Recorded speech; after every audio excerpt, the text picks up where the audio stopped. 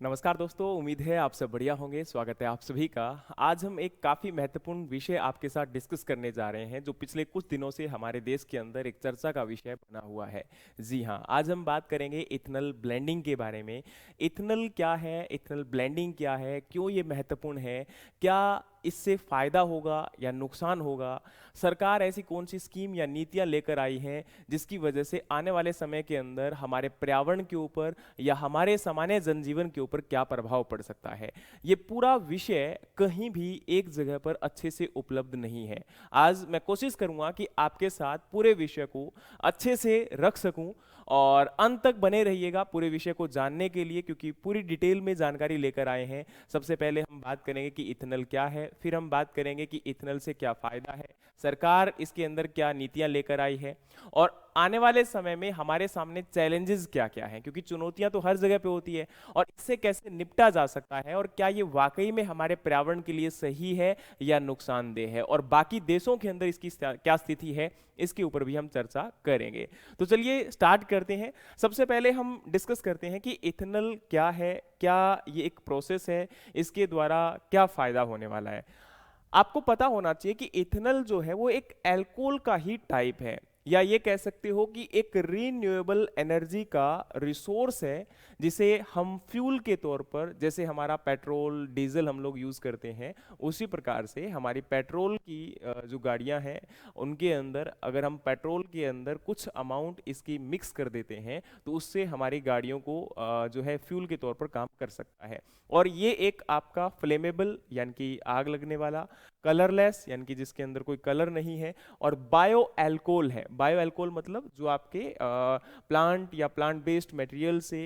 या एल्गी वगैरह से इसको क्या किया जा सकता है, तैयार किया जा सकता है। ठीक है, अब देखिए इथेनॉल की अगर हम बात करें तो ये एक आपका मेन प्रिंसिपल बायोफ्यूल निकल कर आ रहा है, जो कि या तो आपका प्राकृतिक रूप से प्रोड्यूस किया जा सकता है, किससे, हमारे शुगर से। यानी कि अब जो शुगर होती है, चीनी होती है, जैसे कि हमारे शुगर केन के अंदर है, या जो ग्रेन्स होते हैं जितने भी हमारे जैसे कि चावल है या मक्के के दाने हैं, तो उनके अंदर भी जो शुगर अमाउंट है उसको यीस्ट के द्वारा फर्मेंट किया जाता है। और उसके बाद उसमें से आपका इथाइल को, जैसे आप नॉर्मली अगर हम गाँव की बात करें तो गाँव के अंदर पहले दारू निकाली जाती थी, है ना। तो वही प्रोसेस लगभग आप मान सकते हो, जिसके अंदर क्या होता है कि सबसे पहले जैसे आपका जो शुगर केन है उसको कल्चर किया जाता है इंडस्ट्रियल प्रोसेस के द्वारा, उससे आपका जूस वगैरह निकाला जाएगा और उस जूस को फर्मेंट किया जाएगा, किसके द्वारा, यीस्ट के द्वारा। ठीक है, और फर्मेंटेशन जब कंप्लीट हो जाती है तो उसके बाद उसमें से डिस्टिलेशन प्रोसेस के द्वारा इथेनॉल को अलग किया जाता है, और इथेनॉल को निकालने के बाद उसको हम एज ए फ्यूल के तौर पर हमारी गाड़ियों में प्रयोग में ला सकते हैं। ठीक है, अब देखिए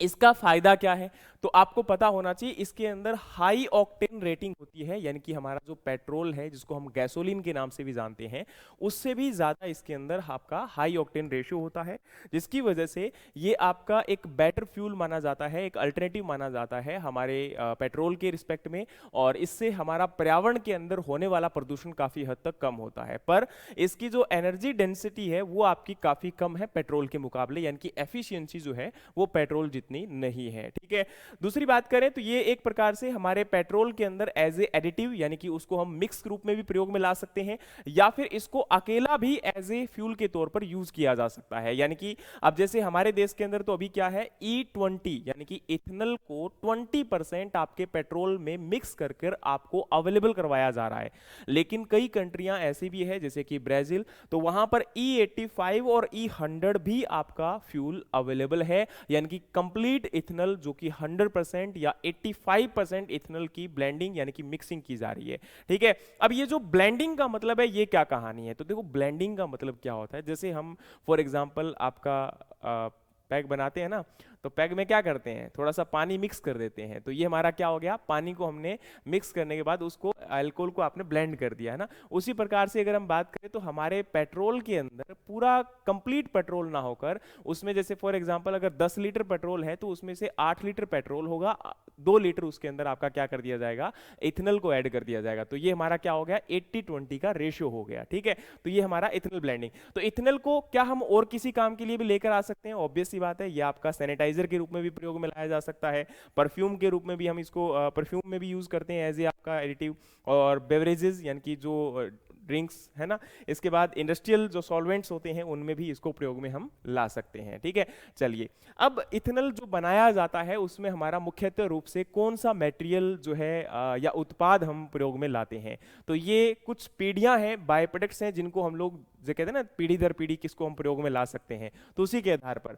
जैसे फॉर एग्जांपल अगर हम बात करें तो एक आपका है 1G first generation ethanol, second आपका है सेकंड जनरेशन एथेनॉल, तीसरा आपका है 3G एथेनॉल। तो देखो यहाँ अगर हम बात करें तो जो हमारा जैसे फूड क्रॉप्स होती हैं, शुगर केन हो सकता है, मेज हो सकता है या राइस हो सकता है, इन ग्रेन्स को हम directly as it is use कर सकते हैं इथेनॉल बनाने के लिए। तो ये जो हमारी जितनी भी क्रॉप्स हैं जिनको हम एज इट इज यूज करते हैं, ये सारी की सारी क्या है, फर्स्ट जनरेशन इथेनॉल आपके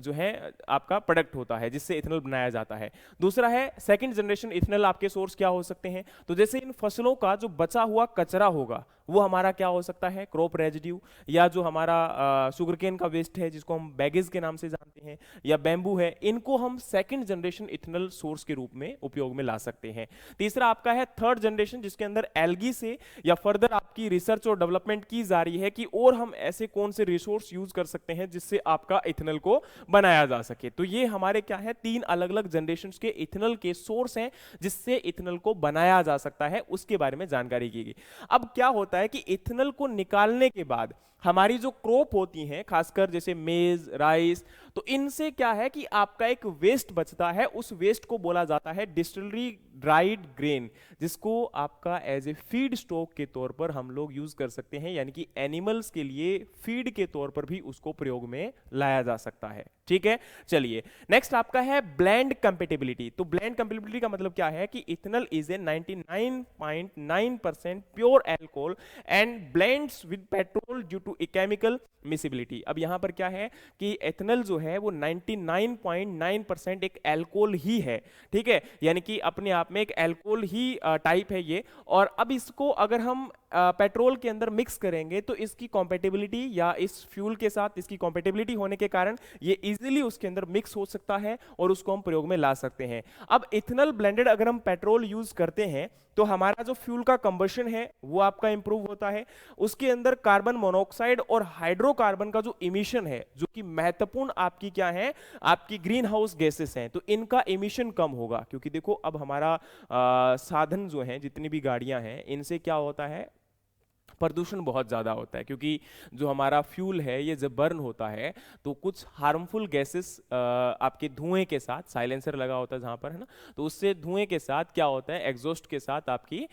गैसेस बाहर निकलती हैं, और उनमें से मुख्यतः गैस जो आपकी कार्बन डाइऑक्साइड, कार्बन मोनोऑक्साइड के रूप में जानी जाती है, ये हमारे पर्यावरण को प्रदूषण करने का काम करती है। और आप लोग जानते हो पिछले कुछ सालों के अंदर साधन यानी कि व्हीकल्स का प्रयोग काफ़ी ज़्यादा बढ़ चुका है, और व्हीकल्स के प्रयोग बढ़ने के कारण क्या हुआ है कि ये प्रदूषण लगातार बढ़ता जा रहा है। और भी कई कारण हैं, ऐसा नहीं कि प्रदूषण का केवल साधन ही है या व्हीकल्स ही हैं, बहुत सारे कारण हैं, लेकिन आज हम केवल गाड़ियों के ऊपर बात कर रहे हैं तो इन्हीं की हम डिस्कशन करेंगे। ठीक है, तो देखो अब क्या होता है कि गाड़ियां जब चलती हैं तो ये फ्यूल बर्न होता है, फ्यूल बर्न होता है तो उसमें से गैस निकलती है, इस गैस की वजह से हमारा पर्यावरण प्रदूषित होना स्टार्ट हो जाता है। तो अब अगर इथेनॉल बर्न होगा तो वहां पर इन गैसेस की कम मात्रा निकलेगी, क्योंकि जो आपका पेट्रोल है उसका कंबशन कम हो रहा है, इथेनॉल का कंबशन ज्यादा हो रहा है। ठीक है, तो वहां पर क्या होगा कि अगर हम इथेनॉल को ज्यादा ऐड करते जाएंगे या इथेनॉल को एज एम आपका अल्टरनेटिव के तौर पर यूज करेंगे तो उससे पर्यावरण के अंदर होने वाला प्रदूषण हमारा कम हो जाएगा, जो कि हमारे पर्यावरण के लिए काफी अच्छा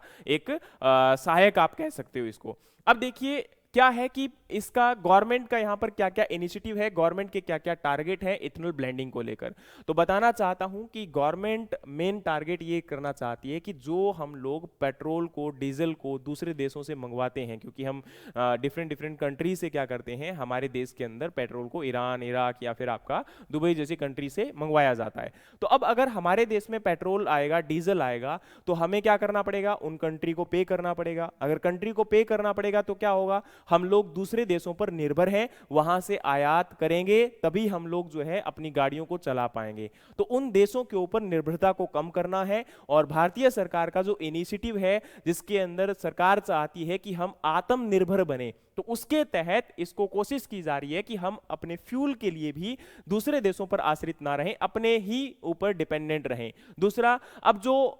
करेंसी हम लोग बाहर दूसरे देशों को दे रहे थे उनको पेट्रोल को परचेज करने के लिए, डीजल को परचेज करने के लिए, वो अब हमारे देश के ही लोगों को मिलेगा। और ये जो इथेनॉल बनाया जा रहा है उसमें ज्यादातर आपकी फसलें मुख्यतः प्रयोग में लाई जा रही है, तो इन फसलों का उचित दाम किसानों को मिलेगा जिससे किसानों को फायदा होगा। लेकिन इसमें ना काफी अभी मिक्स चीजें हैं, आगे मैं बात इसको क्लियर करूंगा लेकिन सुनते चले जाइएगा ध्यान से, ठीक है। तो आपका एग्रीकल्चर सेक्टर बूस्टअप होगा, तो सरकार ने आपका, और इससे पहले मैं आपको बता ही चुका हूं कि पर्यावरण में भी हमारा फायदा होगा। तो ये फायदे हैं कि अगर हमारी सरकार मतलब ये कहना चाहती है कि ये हमें फायदे होंगे, इसलिए हम इथेनॉल को ब्लेंडिंग करना चाहते हैं, ठीक है। तो क्या था, 2014 में सबसे पहले भारतीय सरकार ने इस मुद्दे को मतलब रखा था, और उस समय मेजरली जो है शुरुआत के अंदर 1.5% इथेनॉल को आपका पेट्रोल में मिक्स किया गया था। 2014 से शुरुआत होती है, 2022 तक 10% का टारगेट जो है वो अचीव किया गया। उसके बाद 2030 तक का टारगेट रखा था कि हम 20% मिक्स कर देंगे, लेकिन ये टारगेट 2025 यानी कि इसी साल क्या कर लिया गया, पूरा कर लिया गया। और आज हमारे पेट्रोल के अंदर 20% आपका इथेनॉल मिक्स किया जाता है, यानी कि आप अगर 1 लीटर पेट्रोल अगर परचेज करते हो तो उसमें 800 ml क्या होता है, पेट्रोल होता है, 200 ml आपका क्या होता है, इथेनॉल होता है, ठीक है। तो वो मिक्स किया हुआ ही आपको मिलेगा, यानी कि आपको अलग से करना पड़ता है। और अब भारतीय सरकार ने 2030 तक का टारगेट रखा है कि 27% इथेनॉल जो है वो आपका ब्लेंड किया जाएगा, हमारे पोल्यूशन को कम करने के लिए और हमारे देश की आत्मनिर्भरता को बढ़ाने के लिए। लेबलिंग, अब देखो आप जब पंप पर जाओगे और आपकी जो गाड़ियां होती है उनको भी आप परचेज करते हो, तो उनके ऊपर जैसे गाड़ी के ऊपर भी लिखा होता है कि ये आपकी गाड़ी E20 E27 कॉम्पेटिबल है, या पेट्रोल पंप पर भी आप लोग जाओगे तो वहां पर आपका E5 E20 और E आपका हो सकता है कि 15, तो ये अलग अलग लेबलिंग के साथ, लेकिन भारत में ज्यादातर आपका मुख्यतः जो है E5 और जो है E20 पेट्रोल ही ज्यादातर मिल रहा है। तो वो कंप्लीटली आप लोग देख सकते हो कि वहां पर ये पेट्रोल जो है आपको देखने को मिलेगा, और उनके ऊपर लिखा हुआ है डायरेक्टली कि ये भाई ये पेट्रोल है और ये दूसरा आपका ये पेट्रोल है, ठीक है। तो आप उसके अनुसार अपनी जो गाड़ी जिसके अकॉर्डिंग कंपेटिबल है तो उसके अकॉर्डिंग आप मंगवा सकते हो या पेट्रोल परचेज कर सकते हो। अदर गवर्नमेंट इनिशिएटिव, अब गवर्नमेंट के और क्या क्या इनिशिएटिव है जिसके तहत कौन कौन सी नीतियां बनाई गई है सरकार के द्वारा, तो नेशनल बायोफ्यूल पॉलिसी 2018 में बनाई गई थी, जिसके तहत केवल हमारा शुगरकेन को ही शुरू में यूज किया जा रहा था इथेनॉल बनाने के लिए, लेकिन 2022 के अंदर इसमें कुछ अमेंडमेंट किए गए, कुछ चेंज किए गए, और उन चेंजेस का मेन यहां पर फंडा ये था कि जिसके अंदर हम ग्रेन को भी, जो हमारे फसलें हैं जैसे कि चावल मक्का, इनको भी हम प्रयोग में ला सकते हैं इथेनॉल बनाने के लिए। यानी कि जो हमारा बचा हुआ खाना होता है एक प्रकार से, जैसे चावल है तो वो एफसीआई के गोडाउनों के अंदर सड़ रहा है, या हमारे जो वेयर हाउस है उनमें सड़ रहा है, तो अब उस अनाज को भी प्रयोग में लाया जा सकता है जो गलने वाला है या गलने की कगार पर लगभग पहुंच चुका है, तो उसको भी इथेनॉल बनाने के लिए प्रयोग में लाया जा सकता है। क्योंकि इथेनॉल बनाने के लिए तो उसको क्या करना है, केवल उसको फर्मेंट ही तो करना है, और फर्मेंट करने के बाद उसमें से क्योंकि जो गला हुआ होगा उसको भी आराम से प्रयोग में लाया जा सकता है। तो यहां पर काफी हद तक जो आपका वेस्ट अनाज था वो भी अब प्रयोग में लाया जा रहा है, तो जो एक अच्छी चीज है। इसके बाद लोन सपोर्ट, अब यहां पर जो इथेनॉल इंटरेस्ट सबवेंशन स्कीम भी लाई गई है, जिसके तहत अगर कोई नई डिस्टिलरी यानी कि जो इथेनॉल बनाने वाली कंपनी अगर खड़ी करना चाहता है तो 6% इंटरेस्ट सब्सिडी के साथ वो आपका इथेनॉल इंटरेस्ट सबवेंशन स्कीम के तहत लोन ले सकता है। इसके अलावा E20 कॉम्प्लायंस, जितने भी अब नई गाड़ियां आती हैं BS जो V6, वो पेट्रोल व्हीकल्स के अंदर आपका मस्ट, यानी कि ये कंफर्म कर दिया गया है कि आपको E20 सर्टिफिकेशन नॉर्म्स को कंप्लीटली फॉलो अप करना पड़ेगा अप्रैल 2025 के बाद। यानी कि अप्रैल 2025 से पहले कंपनियों के द्वारा जो गाड़ी निकाली गई थी, हो सकता है कि उनमें से कुछ गाड़ियां E20 या E25 को कंपैटिबल हो, लेकिन ज्यादातर जो गाड़ियां आपकी इससे पहले आई थी वो E20 के कंपैटिबल नहीं थी। यानी कि कंपैटिबिलिटी भी तो होना बहुत जरूरी हो जाता है ना, क्यों हो जाता है ये मैं आपको आगे समझाता हूं उसका कारण क्या है। अब नेक्स्ट यहां पर क्या है कि भारतीय सरकार के द्वारा इथेनॉल ब्लेंडिंग प्रोग्राम जो है वो मेनली लॉन्च किया गया था। इसी को लेकर जो मैंने आपको समझाया कि भाई 20% का इथेनॉल का टारगेट 2025 तक पूरा हो चुका है। और उसके तहत मेन कारण क्या था भाई, क्यों लाया गया, ये मैंने आपको ऑलरेडी बता दिया कि दूसरे देशों के ऊपर जो हमारी निर्भरता है उसको कम करना, हमारे देश के किसानों की आमदनी को बढ़ाना, हमारा जो फॉसिल फ्यूल का कंबशन है उसको कम करना, इसके अलावा जो एनवायरमेंट पॉल्यूशन है उसको डिक्रीज करना, एज वेल एज जो हमारे देश की आत्मनिर्भरता का जो एक नारा था, स्लोगन था, उसको एक प्रकार से यहां पर सपोर्ट करना। और 2030 तक का टारगेट सरकार का 27% जो इथेनॉल है वो मिक्स करना। अब यहां अगर हम बात करें तो इथेनॉल प्रोडक्शन 2014 के अंदर 38 करोड़ लीटर जो है डेवलप किया गया था और जून 2025 तक ये लगभग 661 करोड़ लीटर इथेनॉल आपका प्रोड्यूस किया जा चुका है। ये आपकी अमाउंट है जो भारत के अंदर इथेनॉल को प्रोड्यूस किया गया है। ठीक है, अब बात करें यहां पर नेक्स्ट आपका है कि देखो ये एक डेटा देख सकते हो, एक चार्ट देख सकते हो। इस चार्ट के अंदर मेंशन किया गया है कि 2013-14 के अंदर जो हमारा 1.5% इथेनॉल की ब्लेंडिंग होती थी पेट्रोल में, उससे हम 20% तक पहुंच चुके हैं। और आज हमारे देश के अंदर जो आपका इथेनॉल का प्रोडक्शन है वो कितना बढ़ चुका है और इथेनॉल ब्लेंडिंग आपकी कितनी ज्यादा बढ़ चुकी है। ठीक है, और ये एक साइन दिखाता है यहां पर कि हमारा देश जो है वो कितना लगातार इसके अंदर फोकस कर रहा है कि किस प्रकार से ये डेवलप किया जाए। अब की अचीवमेंट्स की बात करें तो जो मैंने आपको ऑलरेडी बता दिया, लेकिन इसके अंदर कुछ बातें जरूरी है जो आपको याद रखनी चाहिए। India has saved the approximately, अब ये गवर्नमेंट का डेटा है जो मैं आपके साथ यहां पर शेयर कर रहा हूं, आप जाकर चेक कर सकते हो। India has saved the approximately 1.36 lakh crore in foreign exchange by reducing its dependency on the import crude oil. At the same time 1.96 crore rupees has been paid to the distilleries, fueling the growth of the domestic biofuel industry. क्या है कि अब देखो भारत ने जो हमारा petrol हम पहले दूसरे देशों से परचेज करते थे उसका लगभग 1.36 लाख करोड़ रुपए हमने बचा लिए, हमें दूसरे देशों को पे नहीं करना पड़ा। इसके बदले हमने हमारे देश की ही जो डिस्टिलरीज थी उनको लगभग 1.96 लाख करोड़ रुपए पे किए हैं। अब ये किसानों तक कितना पहुंचा है तो ये यहां पर दिखाया गया है कि 2014-15 के बाद किसानों को लगभग 1.25 लाख करोड़ रुपए पहुंचा है। अब यहां थोड़ा सा कॉन्ट्राडिक्शन जो है वो क्रिएट हो जाता है, मैं आगे आपको फिर बताऊंगा। अगला आपका डेटा है कि 2025 तक कार्बन एमिशन को लगभग 736 लाख मैट्रिक टन जो है मिटिगेट किया गया था, या ये कह सकते हो इसके एमिशन को कम किया गया है। इसके अलावा जो इथेनॉल यहां पर जो क्रूड ऑयल को रिप्लेस कर रहा है वो लगभग 244 लाख मैट्रिक टन आपके क्रूड ऑयल को इसने रिप्लेस कर दिया है। यानी कि इतना हमने जो आपका पेट्रोल यूज करना था उसकी बजाय आज हम इथेनॉल को यूज कर रहे हैं, इतनी अमाउंट। ठीक है, महाराष्ट्र, उत्तर प्रदेश और कर्नाटक ये 3 मेजर स्टेट हैं जो कि आज भारत के अंदर इथेनॉल का क्या करते हैं, उत्पादन करते हैं। इन 3 राज्यों में सबसे ज्यादा इथेनॉल का उत्पादन किया जा रहा है, जिसमें टॉप पर है महाराष्ट्र। अब महाराष्ट्र का नाम सुनते ही शायद मुंह पर एक स्माइल आ चुकी होगी, गडकरी जी का नाम आ चुका होगा और गडकरी जी के जो बेटे हैं शायद उनके ऊपर जो एलिगेशन लगा था वहां पर आपका दिमाग पहुंच चुका होगा। लेकिन वापस आ जाइए, हमें एक बार टॉपिक पर रहना है और हमें टॉपिक को समझना है। नेक्स्ट हमारी बात यहां पर आती है जी, India is looking to increase the ethanol blending ratio in petrol to further cut down on fossil fuel consumption. जो मैंने आपको बताया कि भाई हमारी फॉसिल फ्यूल कंजप्शन यानी कि क्रूड ऑयल पेट्रोल को जो हम यूज कर रहे हैं उसके ऊपर निर्भरता को कम करना, और इसके साथ में हमारा जो शुगर, अब देखो एक चीज यहां पर इंपॉर्टेंट क्या है, this would require an increase in the diversion of sugar produce from sugar cane and other source for ethanol production. देखो क्या है कि पिछले कुछ सालों के अंदर हमने जो केवल और केवल, क्योंकि शुरुआती दौर में मैंने जैसे आपको कहा था कि भारत केवल शुगर केन के ऊपर ही आश्रित हो चुका था इथेनॉल को प्रोडक्शन करने के लिए, जिससे क्या हुआ मार्केट के अंदर एक बड़ा बदलाव देखने को मिला। क्योंकि शुगर केन से ही हम लोग चीनी का उत्पादन करते थे, उसी शुगर केन को हमने इथेनॉल बनाने के लिए प्रयोग में लाना स्टार्ट कर दिया। अब क्या होता है कि जो आपका शुगर है वो मार्केट में जितनी डिमांड थी उतनी सप्लाई अगर नहीं हो पाएगी तो मार्केट में प्राइस क्या होगा, बढ़ेगा। मार्केट में प्राइस बढ़ेगा तो क्या होगा, जो कंज्यूमर है उसके ऊपर यानी कि आम आदमी के ऊपर इसका प्रभाव पड़ेगा। और कहा जा रहा है, माना जा रहा है कि 40 रुपए से 45 रुपए जो 2-3 साल के अंदर अमाउंट आपकी शुगर की बढ़ी है उसका मेन कारण कहीं ना कहीं यही है। और दूसरा कारण है क्योंकि अब आपको पता है हमारे देश के अंदर फसलों के ऊपर कभी बीमारियों का प्रकोप, कभी कीटों का प्रकोप बढ़ जाता है। दूसरी प्रकार से शुगरकेन की फसल के अंदर पिछले कुछ सालों के अंदर रेड रोड का जो अटैक है कई स्टेट्स के अंदर, जो मेजर शुगर प्रोड्यूसिंग स्टेट्स है जैसे कि यूपी, महाराष्ट्र, यहां पर इसका अटैक बढ़ गया और जिस जिसकी वजह से क्या हुआ कि मेजर यहां पर जो है शुगर केन के प्रोडक्शन में आपकी कमी आई, और जिसकी वजह से भी आपका पहले हम उसको यूज कर रहे थे उधर, तो इसलिए यहां पर 2022 के अंदर क्या हुआ था कि सरकार के द्वारा इथेनॉल जो आपकी ब्लेंडिंग को लेकर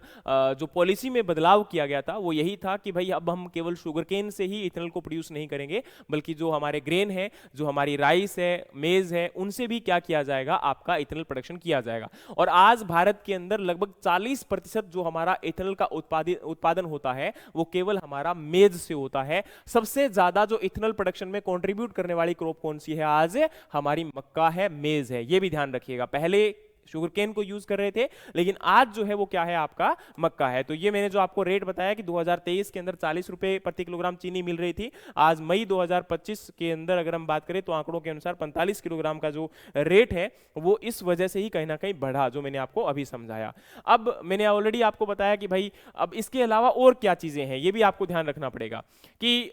जो हमारा जैसे शुगर केन की हम लोग बात कर रहे थे, तो देखो एक आपका टन जो शुगर केन है उससे सॉरी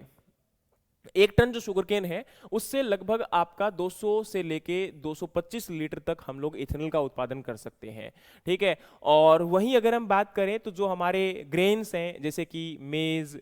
ज्वार, बाजरा, आपका राइस, तो इससे हम लोग क्या कर सकते हैं 380 से 460 लीटर इथेनॉल का उत्पादन कर सकते हैं एक टन से। और जून 2024 तक के आंकड़ों के अनुसार बात करें तो लगभग आपका 3.57 बिलियन लीटर इथेनॉल का उत्पादन इनसे किया भी गया था, किससे, ग्रेन से। अब देखिए out of this 1.75 billion litre were from sugar based feed stock like sugar cane juice, B heavy molasses and C heavy molasses. ये आपका शुगर केन के ही क्या होते हैं, बाय प्रोडक्ट होते हैं, जिससे क्या किया गया था, यहां पर आपका इथेनॉल का उत्पादन किया गया था। 1.81 billion litre were from the grain based feed stock like maize alone contributing the 1.10 billion litre. जैसे मैंने अभी आपको कहा कि मेजरली यहां पर ये जो आंकड़े हैं शायद आप इनको ना याद रखो, कोई बड़ी कहानी नहीं है, लेकिन आंकड़ों को मेरा आपके सामने रखना जरूरी था ताकि आप इसको एक अच्छे तरीके से समझ जाओ। लेकिन यहां पर आप आंकड़ों पर उतना ध्यान ना दें, कोई दिक्कत नहीं है, लेकिन इस बात को समझने की कोशिश करें कि पहले हम लोग शुगर केन को ही केवल प्रयोग में लाते थे इथेनॉल को उत्पादन करने के लिए, लेकिन आज हम जो हमारा मक्का है या चावल है या जो दूसरे आपके ग्रेन है जैसे कि बाजरा, ज्वार, उनसे भी जो है इथेनॉल को बना रहे हैं। जैसे हम एक आपके टन शुगर केन से पहले 200 से 225 लीटर इथेनॉल का उत्पादन कर पाते थे, आज हम जो राइस है, मक्का है, उन ग्रेन से, उन दानों से लगभग आपका एक टन दानों से 400 के करीब आपका लीटर जो है इथेनॉल का उत्पादन किया जा सकता है। अब एक बात और समझिए यहां पर कि सबसे ज्यादा आज कंट्रीब्यूट जो करने वाली मेजर क्रॉप यहां पर है वो मेज बन चुकी है। 40% का जो लगभग उत्पादन यहां पर किया जाता है इथेनॉल का, वो केवल मेज से किया जा रहा है। Grain based ethanol now constitute about the 51% of total ethanol production for the current ethanol supply year November 2023 October 2024. The National Agriculture Cooperative Marketing Federation of India NAFED and thereafter National Cooperative Consumer Federation of India NCCF are procuring the maize to promote its use for the ethanol production. अब क्या हो रहा है कि NAFED और NCCF ये दो agencies हैं जो कि क्या कर रही हैं, आपके मेज की प्रिक्योरमेंट कर रही है। जैसे आपको पता है FCI हमारे जो आपका फूड कॉर्पोरेशन ऑफ इंडिया है उसके द्वारा जैसे हमारे हरियाणा के अंदर या पंजाब के अंदर राइस और वीट की परचेजिंग की जाती है, सरकारी खरीद जिसको हम लोग बोलते हैं, उसी आधार पर जो नेफेड और एनसीसीएफ ये एजेंसीज हैं, ये कोऑपरेटिव एजेंसीज हैं, जिनके द्वारा क्या किया जाता है, मक्का की खरीद की जाती है ताकि मक्का को इथेनॉल उत्पादन के लिए क्या किया जा सके, उपयोग में लाया जा सके। बाकी मैंने मक्का के ऊपर एक पूरा डिटेल में वीडियो बनाया है कि मक्का आज हमारे भारतीय किसानों के लिए कैसे एक महत्वपूर्ण रोल प्ले कर रहा है, जो है उनकी आमदनी को बढ़ाने के लिए एक महत्वपूर्ण रोल प्ले कर रहा है। उस वीडियो को जरूर जाकर देखना, मैंने 1-2 दिन पहले ही उस वीडियो को बनाया है। बाकी आपको लिंक भी प्रोवाइड करवा दूंगा स्क्रीन के ऊपर या फिर आपकी वीडियो के अंत में, ताकि आप उसको जाकर देख सकते हो। ठीक है, चलिए अब हम बढ़ते हैं यहां पर नेक्स्ट आपके पार्ट की तरफ। तो देखिए भारतीय सरकार, जैसे मैंने आपको कहा कि कौन कौन सी पॉलिसीज लेकर आई हैं, तो इसमें आपकी नेशनल पॉलिसी ऑन बायोफ्यूल है, E100 पायलट प्रोजेक्ट है, यानी कि सरकार अभी तक रुकने वाली नहीं है E20 पर ही। सरकार ने ये भी टारगेट कर लिया है कि हम जल्द ही कोशिश करेंगे कि आने वाले सालों के अंदर, या जैसे 20-25 साल, वो 2047 तक का जो विकसित भारत है शायद वो हो सकता है, तब तक कोशिश करेंगे कि भाई E100 पेट्रोल आपका जो है, यानी कि केवल इथेनॉल ही 100% आपका क्या हो, यूज किया जाए गाड़ियों के अंदर फ्यूल के तौर पर। इसके अलावा प्रधानमंत्री जीवन ज्योति आपकी G1 योजना जो है, इसको भी लॉन्च किया गया है। रीपर्पज यूज्ड कुकिंग ऑयल, इसको भी आपका यूज किया जा रहा है। तो यानी कि यहाँ पर मेन ये स्कीम्स है, ये पॉलिसीज है जिनको आपका फोकस में रखा जा रहा है। इसके अलावा आपका जो इथेनॉल ब्लेंडिंग को लेकर अगर हम बात करें तो क्या क्या यहाँ पर मेन ऑब्जेक्टिव है, तो पहला मेन ऑब्जेक्टिव जैसे मैंने आपको कहा कि एनर्जी सिक्योरिटी है, यानी कि आपके इथेनॉल को यूज को अगर हम बढ़ाते हैं तो हमारा जो इंपोर्ट है पेट्रोल के लिए या डीजल के लिए, तो वो काफी हद तक कम हो सकता है। लेकिन इथेनॉल आपका केवल पेट्रोल का अल्टरनेटिव है, या पेट्रोल का ही एडिटिव है, डीजल का नहीं है। डीजल को लेकर सरकार कोशिश कर रही है कि भाई आपका आने वाले टाइम के अंदर हम जो अल्टरनेटिव है उनको यूज करें, लेकिन शायद डीजल में अभी आना पॉसिबल नहीं है, उसका कारण भी हम आगे बात करेंगे। नेक्स्ट आपकी बारी आती है कि भाई इससे और किसको फायदा होगा, किसानों को फायदा होगा, जो मैंने अभी आपको बताया कि कैसे होगा। इंपैक्ट ऑन द इमिशन, जो मैंने आपको कहा कि भाई जैसे आपकी पेट्रोल से डायरेक्टली क्या होता है, carbon monoxide, hydroxide, nitrous oxide जैसी जो महत्वपूर्ण ग्रीन हाउस गैसेस का इमिशन होता है, तो अगर हम इथेनॉल को मिक्स करते हैं तो उससे इन गैसेस का जो उत्सर्जन है वो क्या हो जाता है, काफी हद तक कम हो जाता है। इसके अलावा अगर हम बात करें तो सिग्निफिकेंस क्या है इथेनॉल ब्लेंडिंग का, तो वही आपका मैंने जो अभी बताया वही सारा का सारा सिग्निफिकेंस है, वही आपका सारा फायदा होने वाला है। इसके अलावा जो एग्रीकल्चर वेस्ट आपका बच जाता है उसको भी हम लोग इसमें प्रयोग में लाए जा रहे हैं, जिससे आपका किसानों की आमदनी और बढ़ने के चांसेस हो जाते हैं। अब यहां अगर हम बात करें तो waste management solution, blending buffer, potash from incineration and after crop diversification. देखो क्या हो रहा है कि एक तो वेस्ट मैनेजमेंट, जैसे हमारा जो हैवी मोलेसिस वगैरह बच जाते थे, पहले वो प्रयोग में नहीं लाए जा सकते थे या उनका उतना उपयोग नहीं था, लेकिन अभी उसको हम इथेनॉल के लिए यूज कर सकते हैं। उसके अलावा ब्लेंडिंग बफर, जैसे कि for example ethanol stock piles offer the blending flexibility to manage the price stock in crude oil. तो जो मैंने आपको कहा कि भाई क्रूड ऑयल के ऊपर डिपेंडेंसी या फिर आपकी जो प्राइस है उसका वो ड्रॉप होना। पोटाश, क्योंकि अब देखो क्या होता है कि जो बॉयलर ऐश होती है, यानी कि जो हमारे बॉयलर्स के अंदर जो आपकी इथेनॉल प्रोडक्शन करने के बाद जो ऐश रिमेनिंग बचती है, उस ऐश के अंदर लगभग 28% आपका क्या होता है, पोटाश होता है। अब इस पोटाश को हम फर्टिलाइजर के तौर पर यानी कि उर्वरक के तौर पर भी प्रयोग में ला सकते हैं, जो कि एक आपका अल्टरनेटिव यहां पर बाय प्रोडक्ट आपका निकल कर जाता है। दूसरी तरफ जो इथेनॉल बनाते हैं तो उससे हमारा जो कचरा बचता है, वेस्ट बचता है, उससे एनिमल के लिए या पोल्ट्री के लिए फीड के तौर पर भी यूज कर सकते हैं, जो कि काफी सस्ता पड़ता है बाकी आपके अल्टरनेटिव्स के तौर पर। क्रॉप डाइवर्सिफिकेशन को अगर हम फॉलो करेंगे तो ये भी हमारा एक बहुत महत्वपूर्ण रोल प्ले निकल कर आता है कि देखो आप केवल पहले शुगरकेन को ग्रो करवा रहे थे, राइस को ग्रो करवा रहे थे, लेकिन अब हम मेज को भी ग्रो करवा सकते हैं, जिससे हमारा डाइवर्सिफिकेशन बढ़ेगा, जैव विविधता बढ़ेगी, फसल विविधता बढ़ेगी और आने वाले टाइम के अंदर जो पर्यावरण का प्रदूषण है वो भी आपका कम होगा। लेकिन भाई साहब चुनौतियां हैं, केवल ये आपको देखने में समस्या आपको आसान लगती है, ये बहुत बड़े बड़े वायदे भी अच्छे लगते हैं, लेकिन इथेनॉल को लेकर जो मेन समस्या है, मेन चैलेंजेस हैं, मेन चुनौतियां हैं, वो क्या हैं, इनको ध्यान से सुनिएगा। देखो सबसे पहले आपका चुनौती निकल कर आती है फूड और फ्यूल की कॉन्फ्लिक्ट। देखो आपको पता है, आज मैंने आप जैसे कहा कि ग्रेन्स को हम लोग यूज कर सकते हैं इथेनॉल बनाने के लिए, लेकिन देखो चावल यानी कि धान को आप लोग इथेनॉल बनाओगे, या आप लोग अपना मक्का से आप इथेनॉल बनाओगे, तो अब ये जो चावल है, मक्का है, बाजरा है, ये तो ह्यूमन बीइंग के लिए या पशुओं के लिए चारा और हमारे लिए खाने के रूप में प्रयोग में लाए जाते हैं। तो अगर हमने इनको इथेनॉल बनाने के लिए प्रयोग में लाना स्टार्ट कर दिया तो भारत की जनता बढ़ रही है, भारत की पॉपुलेशन बढ़ रही है, और पॉपुलेशन बढ़ती हुई जनसंख्या के लिए उनको फूड कैसे अवेलेबल करवा पाएंगे। तो ये एक मुख्यतः कारण सामने निकल कर आता है कि हमने इथेनॉल बनाना तो स्टार्ट कर दिया, तो हमें भोजन की उपलब्धता कैसे करवा पाएंगे, इसके लिए हमें प्रोडक्टिविटी को बढ़ाना पड़ेगा। अच्छा, प्रोडक्टिविटी अब बढ़ाएंगे तो क्या होगा, देखो आपका जितनी भी फसलें, जैसे कि चावल की बात करते हैं, तो चावल के लिए, गन्ने के लिए, इनको उत्पादन करने के लिए लगभग 3000 लीटर से लेकर 4000 लीटर तक पानी की आवश्यकता होती है प्रोडक्शन करने के लिए। इसके अलावा जब आप इथेनॉल प्रोडक्शन करते हो तो उसके लिए लगभग 3000 लीटर पानी की एक्स्ट्रा आवश्यकता होती है, जिसके लिए हम ग्राउंड वाटर को यूटिलाइज कर रहे हैं, और आपका ग्राउंड वाटर तो ऑलरेडी क्या होता जा रहा है, डिक्रीज होता जा रहा है। तो ये हमारे सामने एक मुख्य समस्या है कि पहले तो हम लोग जिस फसल को उत्पादन कर रहे हैं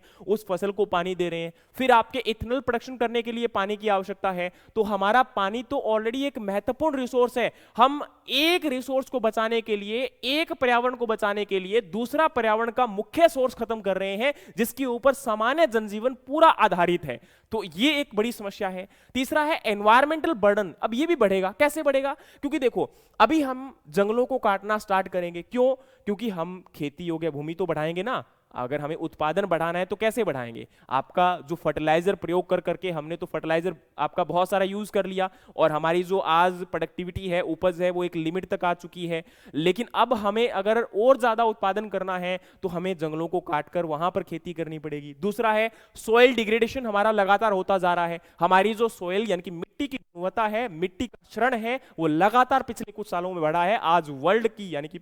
पूरे संसार की, अगर हम एफएओ के अनुसार बात करते हैं, फूड एंड एग्रीकल्चर ऑर्गेनाइजेशन, तो पूरे वर्ल्ड के अंदर 50% से भी ज्यादा मिट्टी क्षरित हो चुकी है, खराब हो चुकी है, दूषित हो चुकी है। उसमें आपके आवश्यक जो न्यूट्रिएंट है, मतलब ये कह सकते हो जो महत्वपूर्ण न्यूट्रिएंट्स है, उनकी लगातार जो है अमाउंट कम होती जा रही है। और मोनोकल्चर जो हमारा बढ़ता जा रहा है, जैसे हमने कहा कि पहले हम लोग केवल चावल को ग्रो करवाते थे, आज हम डाइवर्सिफिकेशन के तहत मक्का को ग्रो करवाएंगे। तो आज मक्का को ग्रो करवाना एक अच्छा सोर्स है, लेकिन अगर आने वाले समय के अंदर हमने केवल मक्का को ही ग्रो करवाना स्टार्ट कर दिया, सरकार ने केवल मक्का की ही खरीद जारी कर दी, बाकी फसलों को यहाँ पर ग्रो करवाना बंद कर दिया, तो क्या होगा? अगेन वही एक मोनोकल्चर स्टार्ट हो जाएगा। फिर ये मोनोकल्चर हमें और ज्यादा प्रभावित करेगा और आने वाले समय के लिए और समस्याएं क्रिएट हो जाएंगी। तो ये हमें कुछ और सॉल्यूशंस निकालने पड़ेंगे इसके साथ। पॉल्यूशन आपका कंसर्न जो हम लोग लेकर चल रहे थे कि भाई इथेनॉल आपका जो है कहीं ना कहीं अच्छा है, लेकिन ethanol plant emit the acetaldehyde and release the veneers and fail to curb nitrous oxide। जो आपका इथेनॉल प्लांट होता है उससे क्या होता है कि एक तो ये एसिटाल्डिहाइड और आपका वेनेज ये रिलीज होते हैं, जो कि एनवायरनमेंट के लिए बहुत ज्यादा खतरनाक है। इसके अलावा आपके इथेनॉल प्लांट से नाइट्रस ऑक्साइड गैस का भी इमिशन हो रहा है, जिसको अभी इसके ऊपर लगाम लगा पाना इथेनॉल प्लांट के लिए पॉसिबल नहीं हो पा रहा है। जो कि अगेन आपके, हम पोल्यूशन को रोकने के लिए इथेनॉल लेकर आए थे, और पोल्यूशन, हाँ ये है कि इसकी मात्रा बहुत कम है। ऐसा नहीं है कि ये पहले के मुकाबले, ऐसा नहीं है कि कम नहीं हुआ है, कम है, लेकिन ये कहीं ना कहीं कंसर्न है, ये चिंता के विषय हैं जिनको हमें समझना पड़ेगा। इनको भी कहते हैं ना कि कोई एक अच्छा काम करते हैं तो कई बार उसके साथ कुछ चीजें बुरी भी जुड़ी होती हैं, तो ये वो बुराई है जिनको हमें समझना पड़ेगा। ऐसा नहीं कि कंप्लीट यही बुराई है, बस हम बुराई करते चले जाएं। अभी हमने अच्छाइयां भी पढ़ी है, अभी हम बुराइयां भी जानेंगे, ठीक है। कई बार जो है मैंने मतलब ज्यादातर जो है बहुत सारे लोगों को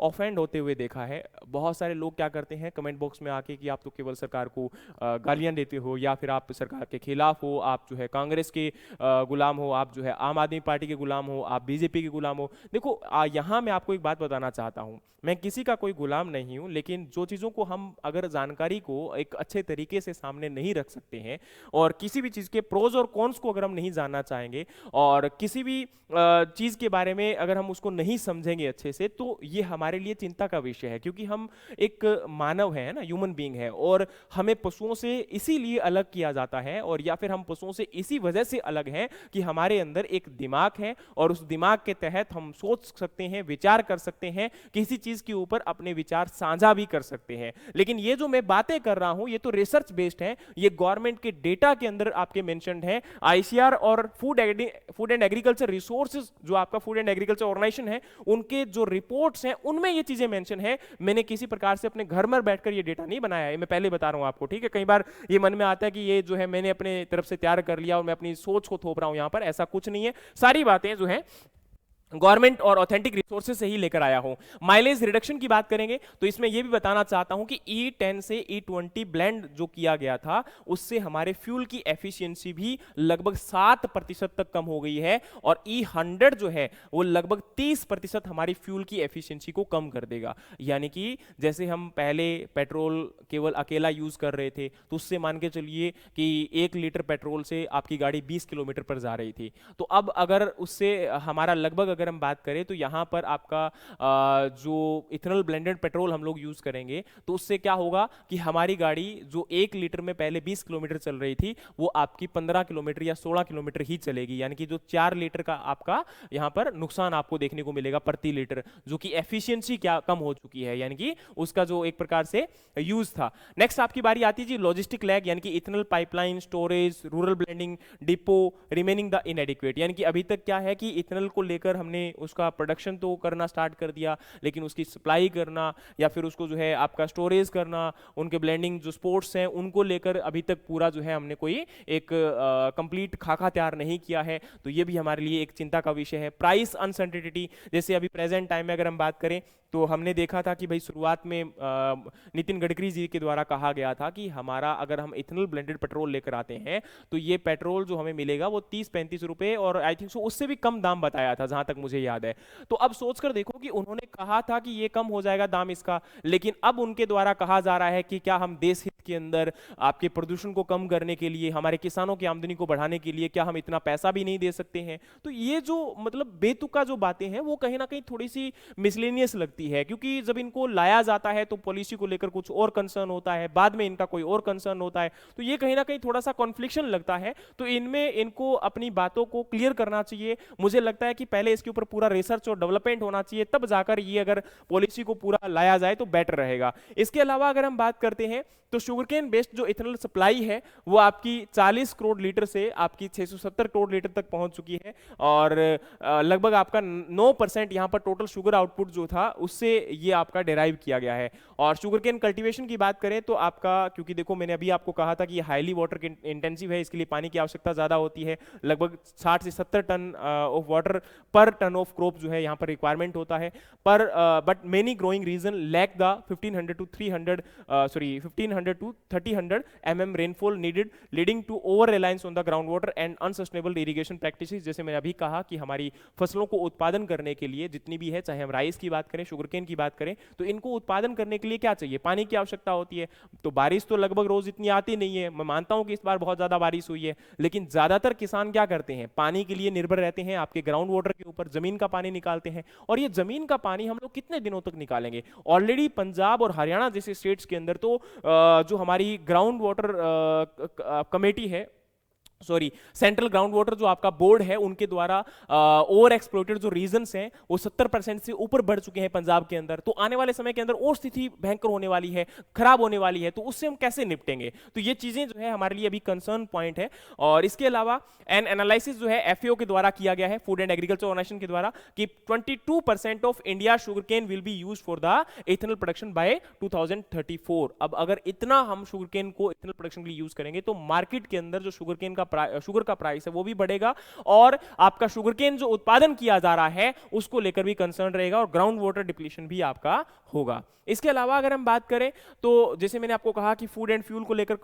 आपकी प्रॉब्लम है, कॉस्टली प्रोसेसिंग है आपकी, और इंफ्रास्ट्रक्चर चैलेंज में मतलब मेजर चैलेंज यहां पर सामना हमें करने को पड़ रहा है, लैंड यूज को लेकर, वाटर डिपेंडेंसी को लेकर, इंडस्ट्रियल पॉपुलेशन को लेकर। जैसे मैंने आपको कहा कि भाई अगर हम जो आपका प्रोडक्शन करते हैं आपके इथेनॉल को, तो उससे हमारे कौन कौन से मेजर जो है अल्टरनेटिव निकलते हैं। तो ethanol distilleries are classified as red category industry due to their higher pollution risk. अब जो इथेनॉल डिस्टिलरीज होती है ना, जहां पर इथेनॉल का उत्पादन होता है, उनको रेड कैटेगरी की जो है आपका, क्योंकि इनसे पॉल्यूशन बहुत ज्यादा होता है। कई बार आपने सुना होगा कि हमारे राज्य के अंदर या फिर किसी पर्टिकुलर लोकल रीजन के अंदर अगर आपकी अल्कोहल की, इथेनॉल की फैक्ट्री अगर लगाई जा रही है तो वहां के लोग प्रदर्शन करना स्टार्ट कर देते हैं कि भाई हमारे इस जगह पर अगर लगाई जाएगी तो यहां पर प्रदूषण आपका बढ़ जाएगा। अब उसका मुख्य कारण है, मैं आपको वही बता रहा था, जैसे आपका एसिटिल्हाइड है या फॉर्मेल्डिहाइड है या आपका एक्रोलीन है, तो ये मुख्य आपके केमिकल हैं जो कि इस प्लांट से इमिट होते हैं, जो कि उस एरिया में जहां पर ये आपका प्लांट लगाया जाता है वहां पर मुख्य कारण आपके जो सांस संबंधी बीमारियां हैं या जो आपका कैंसर जैसी बीमारियां हैं उनका भी कारण बन सकता है। हाँ, इसके जो इंपैक्ट है वो कम है, लेकिन फिर भी कहीं ना कहीं इंपैक्ट है, चाहे वो 1% भी है तो भी हमें उसको कंसर्न करना पड़ेगा, क्योंकि मानव जीवन और हमारा पर्यावरण, हमारी वाइल्ड लाइफ, हमारी जैव विविधता, ये सबसे मुख्यतः ऊपर है, और इनसे ऊपर मुझे नहीं लगता कि कोई और चीज हो सकती है, क्योंकि हम एक मानव जीवन के लिए तो ये सब कर रहे हैं, और वही अगर खतरे में आ गया तो फिर वो हमारे लिए काफी डिफिकल्ट हो सकता है। और अगर हम पेट्रोल को भी यूज करते हैं तो भी ये हमारे लिए खतरनाक है। तो दोनों में से ये हमें देखना पड़ेगा कि कौन हमारे लिए ज्यादा खतरनाक है, और हमें दूसरे अल्टरनेटिव की तरफ फोकस करना है। ठीक है, चलिए तो देखो इथेनॉल ब्लेंडेड ये जो प्लांट है वो वहां भी तो लगाए जा सकते हैं ना, जहां पर ये जो खराब एरिया पड़ा है, बैरन लैंड पड़े हैं, आसपास में जनजीवन नहीं है, तो वहां भी तो लगाए जा सकते हैं। बहुत सारे एरिया ऐसे हैं, लेकिन सरकार जो है वो लोगों के बीच में जाकर, खेतों के बीच में जाकर अगर लगाएगी तो दिक्कत ही आएगी भाई, ये गलत बात है, चाहे वो कोई भी इंडस्ट्री है तो भी करेगी, ठीक है। और अब देखो इसके सामने मेजर चैलेंजेस में अगर हम बात करें तो एक ये भी प्रॉब्लम आती है कि भाई एक तो शुगर की कमी आ रही है, दूसरा लोअर कैलोरीफिक वैल्यू, यानी कि जो हमारा शुगर केन हम लोग इथेनॉल ब्लेंडेड यूज करते हैं तो उससे हमारी गाड़ियों की एफिशिएंसी कम हो रही है। इसके अलावा व्हीकल की हेल्थ, अब देखो कहा जा रहा है कि अगर हम इथेनॉल मिक्स्ड आपका पेट्रोल यूज करते हैं तो जिन गाड़ियों की कॉम्पेटिबिलिटी नहीं है, एक तो उन गाड़ियों के अंदर आपका जंग लगना स्टार्ट होता है, कोरोजन लगना स्टार्ट हो जाता, मतलब जंग लगना स्टार्ट हो जाएगा। इसके अलावा जो फ्यूल टैंक है वो आपका, उसके अंदर रस्टिंग आना स्टार्ट हो जाएगी। और इसके अलावा जो मॉइस्चर एफिनिटी है वो आपकी यहां पर हाई क्वालिटी के साथ देखने को मिल रही है। और एज वेल एज अभी रिसेंटली एक पीआईएल भी फाइल की गई थी सुप्रीम कोर्ट के अंदर, इसको चैलेंज करते हुए कि भाई जो हमारा ये पेट्रोल यूज किया जा रहा है जिसके अंदर इथेनॉल मिक्स्ड है, उसकी वजह से आपके गाड़ियों के ऊपर बहुत बड़ा नुकसान हो रहा है, फ्यूल की एफिशिएंसी डिक्रीज हो रही है, और उसको लेकर जो रिपेयर बिल है वो आपका लगातार बढ़ रहा है। तो कंज्यूमर के ऊपर बहुत बड़ा इंपैक्ट पड़ रहा है। और इंश्योरेंस कंपनियां जो हैं वो इस क्लेम को रिजेक्ट कर रही है कि भाई अगर आपने इथेनॉल ब्लेंडेड पेट्रोल को यूज किया है तो हम आपकी गाड़ी को क्लेम में नहीं लेते हैं, तो फिर गाड़ियों का इंश्योरेंस क्यों किया जा रहा है, ये किस आधार पर किया जा रहा है। तो वहां पर ये सबसे बड़ा चैलेंज है। देखो अभी तक बाकी चैलेंजेस इतने इंपॉर्टेंट नहीं थे, सरकार अपना कंफर्म कर चुकी है कि हम E20 पेट्रोल ही आने वाले समय में कंप्लीटली लेकर आने वाले हैं, लेकिन ये सबसे बड़ा चैलेंज आता है उन गाड़ियों के लिए, क्योंकि आज से मान के चलो किसी पर्सन ने 5 साल पहले अगर गाड़ी परचेज करी थी तो वो E20 कॉम्पेटिबल नहीं होगी। और E20 अगर कॉम्पेटिबल ये गाड़ी नहीं होगी तो उसको क्या करना पड़ेगा, एक तो अभी ज्यादा बिल पे करना पड़ेगा क्योंकि उसको गाड़ी खराब होने के बाद, और दूसरा इंश्योरेंस कंपनी भी उसके किसी भी डीजल या जो मैकेनिकल पार्ट है उसको क्लेम नहीं करेगी क्योंकि उसने E20 पेट्रोल को यूज किया है। तो वहां पर सरकार को बीच में आकर इंटरफेयर करना चाहिए कि भाई या तो इंश्योरेंस कंपनी इसको क्लेम करे, या गाड़ियां इसके अंदर जो आपका रिपेयर है, डैमेज जो हो रहा है उसकी वजह से, वो आपका सरकार वहन करे। क्योंकि अब ये कंज्यूमर कब तक पिसता रहेगा, क्योंकि आम आदमी के लिए बार बार गाड़ी परचेज करना, और कई लोग तो 20-20 25-25 साल 30-30 साल एक गाड़ी के ऊपर डिपेंडेंट रह जाते हैं, तो एक आम आदमी कहां से बार बार गाड़ियां खरीदेगा। तो ये मुझे लगता है कि सरकार की नीति एक कंज्यूमर के प्रति ना होकर कहीं ना कहीं कंपनियों के प्रति ज्यादा हो चुकी है, ये थोड़ा सा समझना पड़ेगा। दूसरा, E20 पेट्रोल हम मिक्स करेंगे ही करेंगे, आप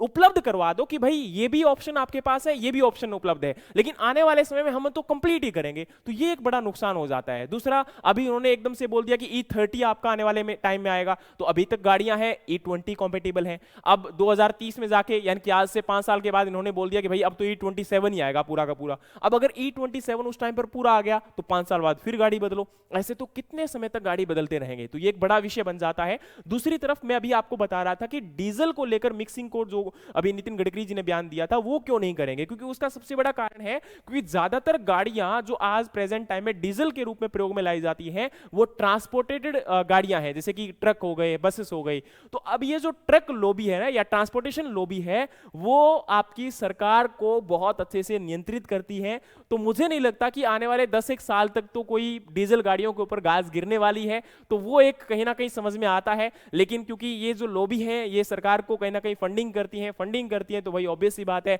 मुझे नहीं लगता कि सरकार की तरफ से ऐसा कोई निर्णय आएगा। बाकी ऐसा है कि प्रेजेंट टाइम में जो आपका पेट्रोल यहां पर मिक्स किया जा रहा है, पेट्रोल के अंदर जो इथेनॉल मिक्स किया जा रहा है, वो एक अच्छा ऑप्शन है, क्योंकि ब्राजील और यूएसए जैसी कंट्रीज के अंदर भी इसको प्रयोग में लाया जा रहा है। लेकिन वहां पर ये अलग अलग प्रकार के E5, E20, E10, E80, E100 सब प्रकार के फ्यूल अवेलेबल हैं, और कंज्यूमर अपनी सहूलियत के अनुसार, उस गाड़ी की कॉम्पेटिबिलिटी के अनुसार कोई भी फ्यूल उस गाड़ी में डलवा सकता है, और उसका रेट पे करके वो अपनी गाड़ी में फ्यूल को डलवाकर, महंगा सस्ता बाद की बात है, लेकिन उपलब्ध तो आप लोग करवाओ। लेकिन सरकार तो यहां पर ये कह रही है कि हम उपलब्ध आने वाले समय में बिल्कुल E20 ही करवाएंगे, बाकी नहीं करवाएंगे। हम तो किसान को लेकर, हम पर्यावरण को लेकर चिंतित है। लेकिन एक बात देखिए, यहां जो है सरकार की तरफ से जो मतलब कई बार जो क्लेम किए जाते हैं ना, वो बड़े अनरियलिस्टिक लगते हैं। क्यों लगते हैं? क्योंकि देखो सरकार ना, जैसे 2022 के अंदर उन्होंने कहा था कि हम किसानों की आमदनी को दुगना कर देंगे, लेकिन वाकई में किसान की आमदनी दुगना नहीं हुई है। आज चाहे वो महाराष्ट्र का किसान है, चाहे वो गुजरात का किसान है, पंजाब का किसान है, हरियाणा का किसान है, राजस्थान का किसान है, हर किसान सफर कर रहा है। सरकार की कई नीतियां बहुत अच्छी है, जैसे प्रधानमंत्री फसल बीमा योजना। अब उस नीति के तहत वाकई में किसान को मुआवजा मिलना चाहिए जब फसल खराब हो जाती है। कई जगह पर मिलता है लेकिन वो रेशियो बहुत कम है, 0.5% से भी कम है। लेकिन जिन किसानों ने बीमा करवाया होता है कई बार तो उनका भी उनको अच्छे से दाम नहीं मिल पाता, उतना जिन्होंने इंश्योरेंस अमाउंट पे किया था उतना भी नहीं मिल पा रहा है। और उसका एग्जाम्पल, उसका उदाहरण लेटेस्ट आप 1 से 1.5 महीने पहले मध्य प्रदेश का देख सकते हो। आप अगर रिपोर्ट उठाओगे, अखबारों में खबरें उठाओगे तो आपको उसके बारे में भी पता चलेगा। दूसरा हम बात करें यहां पर, तो अभी जैसे इथेनॉल को लेकर कहा कि इससे किसानों की आमदनी बढ़ेगी, लेकिन वाकई में इससे कंपनियों का फायदा हुआ होगा। और ये कंपनी चाहे किसी की भी हो, मैं कोई नितिन गडकरी जी के ऊपर कोई क्लेम नहीं कर रहा हूं, कोई ये बातें नहीं कि मुझे डर नहीं लगता, ऐसा नहीं है। लेकिन मैं एक बात ये कहना चाहता हूं कि यहां पर किसान की कितनी आमदनी बढ़ी है, किसान को कितना फायदा हुआ है। जो प्रॉफिट उनकी कंपनियों में दिख रहा है वो आपका प्रॉफिट किसानों के अंदर क्यों नहीं दिख रहा? किसानों की आत्महत्या क्यों नहीं रुक रही है? किसानों की आमदनी वाकई में क्यों नहीं ग्रो हुई है? वो जो किसान जो आपके सामने आकर फोटो या वीडियोस में बोलते हैं वो एक आपका 2 किसान ही क्यों होते हैं और उनका डेटा वाकई में रियल क्यों नहीं होता है? जो हमारा आम आदमी है, जो गांव का किसान है, उसका फायदा क्यों नहीं हो रहा है? वो अगर आप गांव में जाकर पूछोगे तो उसकी कितनी आमदनी बढ़ी है, वो वाकई में आपको एक रियलिटी या रियल चेक आपको देगा। और उसके ऊपर ना तो कोई खबरें आती है ना ही हमारा, क्योंकि मीडिया तो कंप्लीटली मुझे लगता है खत्म हो चुका है, उनका तो जमीर ही नहीं, वो तो मेरे को लगता है कि बिल्कुल बैठ चुके हैं, खत्म हो चुके हैं ना, उनका कोई कंसर्न नहीं रह चुका है। चलिए, ये बहुत डीप की बातें हैं, लेकिन फिर भी अभी आने वाले टाइम में क्या किया जा रहा है उसको लेकर कंसर्न है। और याद रखना कि इन सभी पेट्रोल पंप के ऊपर आपका E20 पेट्रोल अभी नहीं मिल रहा है। अभी हमारे देश के अंदर E10 भी मिल रहा है और E5 भी मिल रहा है और E20 भी पेट्रोल आपका अवेलेबल हो पा रहा है, लेकिन सब पेट्रोल पंप पर अवेलेबल नहीं है। कई जगह पर तो इसकी ब्रांडिंग भी नहीं की गई है, यानी कि E10 है या E20 है, तो काफी लोगों को इसकी जानकारी ना होने के कारण वो अपनी मर्जी से जो भी मर्जी पेट्रोल उसमें डलवाते चले जा रहे हैं, जिससे हमारे जो गाड़ियों की एफिशिएंसी है वो कम होती जा रही है। तो इसको लेकर सरकार को थोड़ा सा चिंतित होना चाहिए, क्योंकि आम जनता के बारे में अगर हम नहीं सोचा जाएगा तो फिर आने वाले समय के अंदर काफी गंभीर जो है वो परिणाम हमें देखने को मिल सकते हैं हमारी आर्थिक स्थिति के ऊपर। उम्मीद है कि ये आपको पूरा टॉपिक अच्छे से समझ में आ गया होगा। मैंने कोशिश की थी कि हर संभव इस टॉपिक के सारे पहलुओं को आपके साथ डिस्कस कर सकूं, लेकिन फिर भी अगर कहीं कोई गलती रह गई है या कोई मेरी बात कही हुई आप लोगों को बुरी लगी है तो उसके लिए मैं क्षमा चाहता हूं। मिलते हैं नेक्स्ट किसी और टॉपिक के साथ जो आपके लिए काफी महत्वपूर्ण होगा। तब तक के लिए जय हिंद, जय भारत, जय जवान, जय किसान।